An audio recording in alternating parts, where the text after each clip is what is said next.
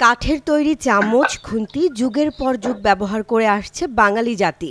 আর এসব ঐতিহ্যবাহী জিনিস তৈরির পেশা ধরে রেখেছেন কিছু মানুষ।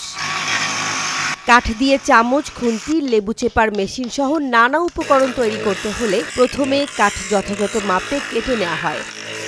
তারপর মেশিনের সাহায্যে করা হয় ফিনিশিংয়ের কাজ।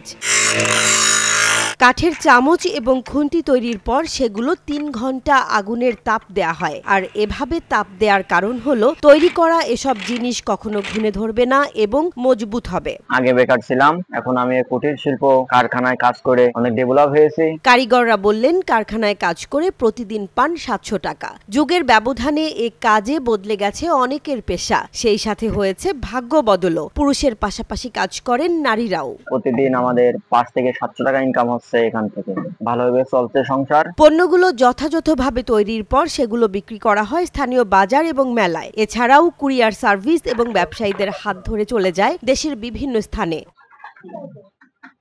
লাভজনক হওয়ায় যশোরের ঝিকরগাছা উপজেলায় এরই মধ্যে গড়ে উঠেছে বেশ কয়েকটি কারখানা। মালিক, শ্রমিক, কাঠ ব্যবসায়ী সহ প্রত্যক্ষ ও পরোক্ষভাবে এই কাজ করে জীবিকা নির্বাহ করছেন অন্তত ২,০০০ মানুষ। এই কুটির শিল্প আসার পরে আমাদের কুটির শিল্পই লিপ্ত।